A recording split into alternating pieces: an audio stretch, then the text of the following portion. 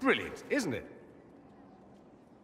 One moment you're trying to restore order in a world gone mad. That should be enough for anyone to handle, yes? Then, out of nowhere, an archdemon appears and kicks you in the head. What? You thought this would be easy? No, I was just hoping you wouldn't crush our village like an anthill. Sorry about that. Archdemons like to crush, you know. Can't be helped. Am I speaking too quickly for you? I was distracted. That's all. Distracted? By my wit and charm? I have plenty of both.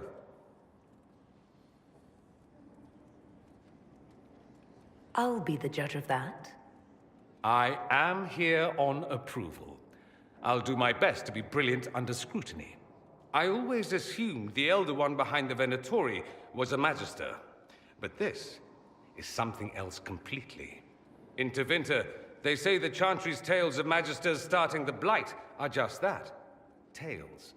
But here we are. One of those very Magisters. A dark spawn. Who does the Imperium say started the Blight? You know how it is. Not us. They say Darkspawn were always there. Magisters and the Blight aren't even related. Is that a surprise? No one wants to admit they shit the bed. But if Corypheus is one of the Magisters who entered the Black City and he's Darkspawn, what other explanation is there?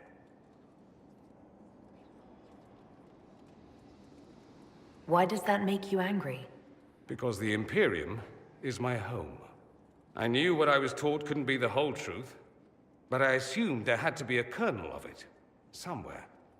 But no, it was us all along. We destroyed the world.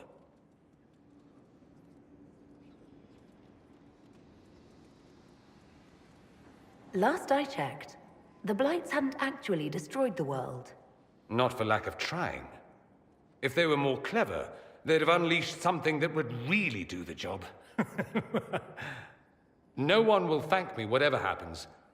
No one will thank you either. You know that, yes? That's not why I'm doing this.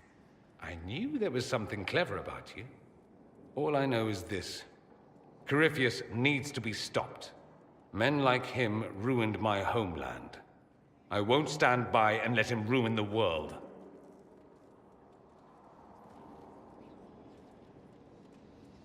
Oh, and congratulations on that whole leading the Inquisition thing, by the way.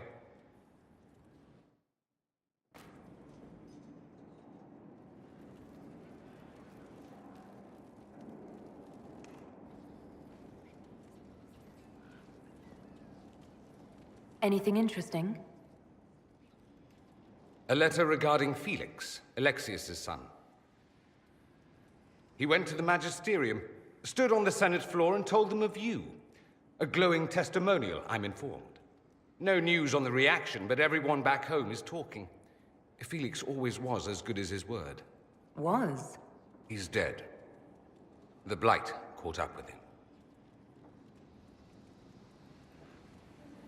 Are you all right? He was ill, and thus on borrowed time anyhow. That doesn't mean you can't regret his death. I know. Felix used to sneak me treats from the kitchens when I was working late in his father's study. Don't get into trouble on my behalf, I tell him. I like trouble, he'd say. Tevinter could use more mages like him. Those who put the good of others above themselves. Were the two of you... Felix and I? What an odd question. No, I had no intention of abusing Alexius's hospitality by seducing his son. Not that I've been proper my whole life by any means. It wasn't like that. Even in illness, Felix was the best of us. With him around, you knew things could be better. He should be an example for others to follow, or his death is wasted. Should I spread the word? We could spawn the cult of Felix within a matter of days. There are worse things. Probably true. And you're right. His actions should not be forgotten. Thankfully, Felix wasn't the only decent sort kicking around Thedas.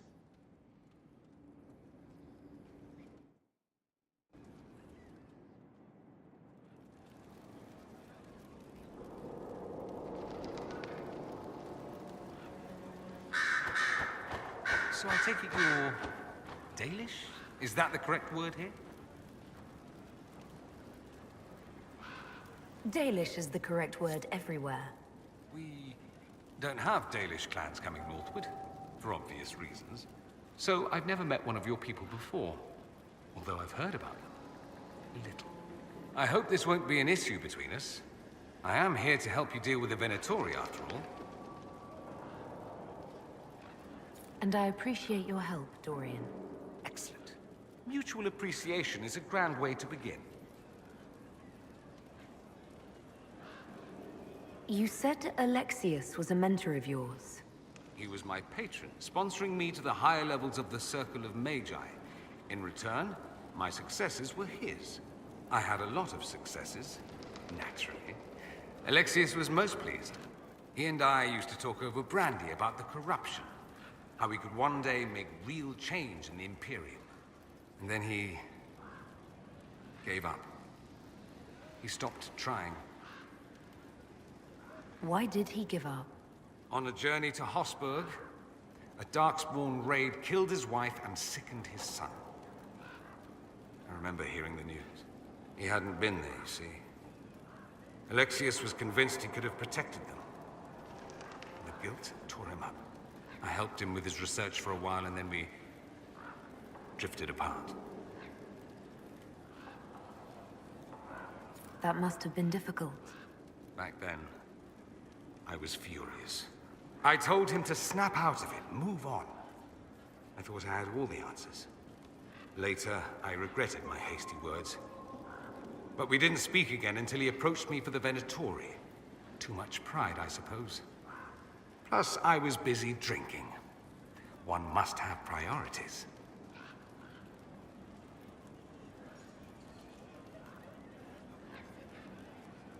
I don't think that's it. You felt guilty because you couldn't help him. Clever you. I had a choice, you see. Wallow in self-pity or get away while I could. At any rate, he's fallen so low, I doubt he'll ever get up. Sad, really.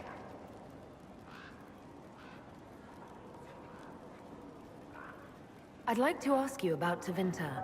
Popular topic. Anything specific?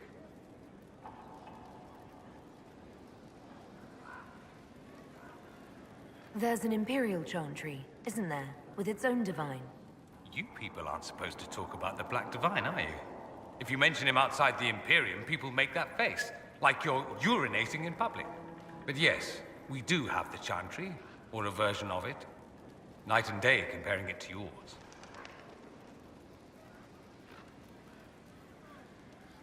Is the Imperial Chantry so different from ours? Not in theory.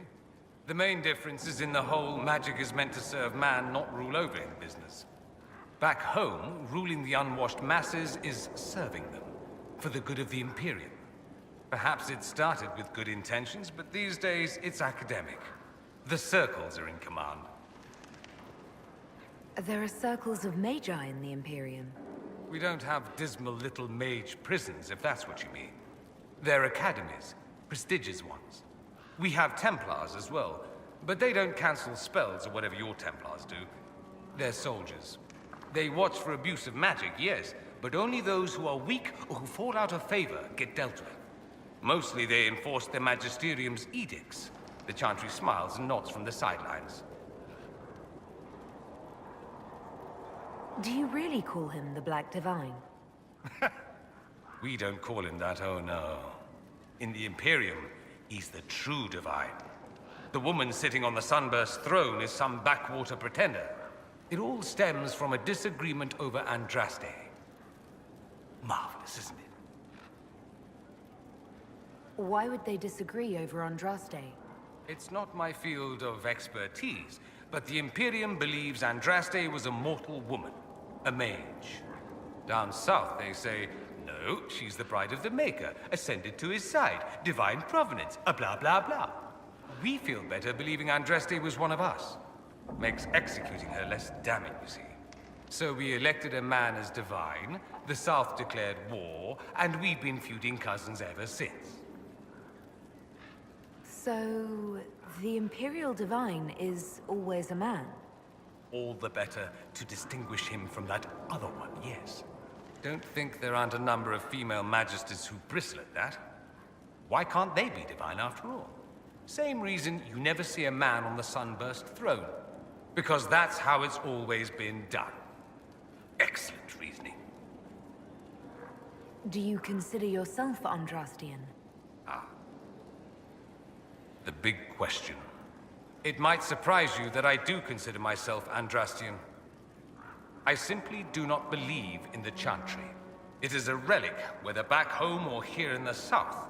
Something from a bygone age desperately clinging to relevance. It's not an opinion that makes me popular. I share your opinion, actually. That's not surprising, considering what the Inquisition represents. I'll say this. I may not believe in the Chantry, but I believe in you. In me? That the Maker sent you, whether through Andraste or fate. Cassandra is not wrong. You saw that in the future, without you, Corypheus prevails. You are our bulwark against evil.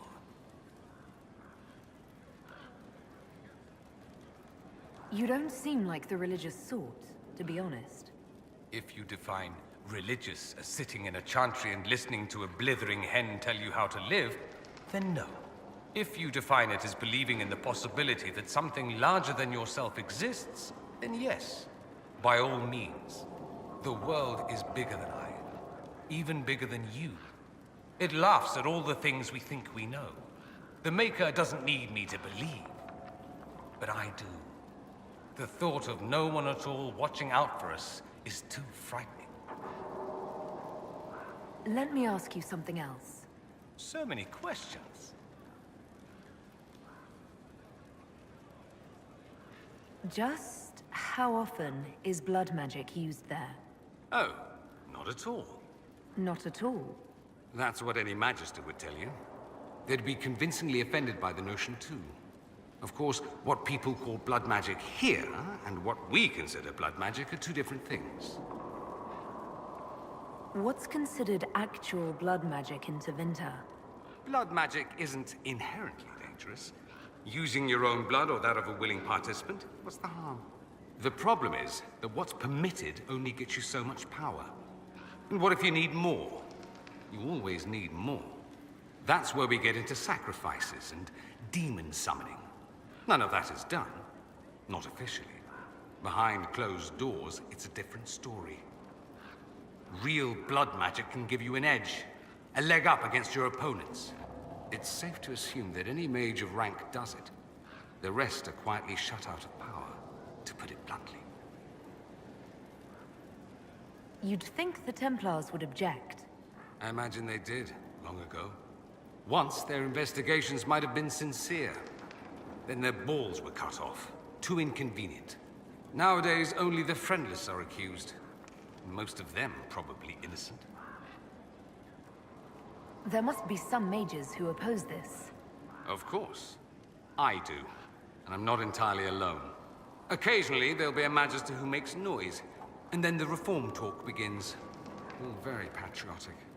Meanwhile, that Magister will be quietly shunned. Chances are, surprise, it's learned he was a Maleficar all along.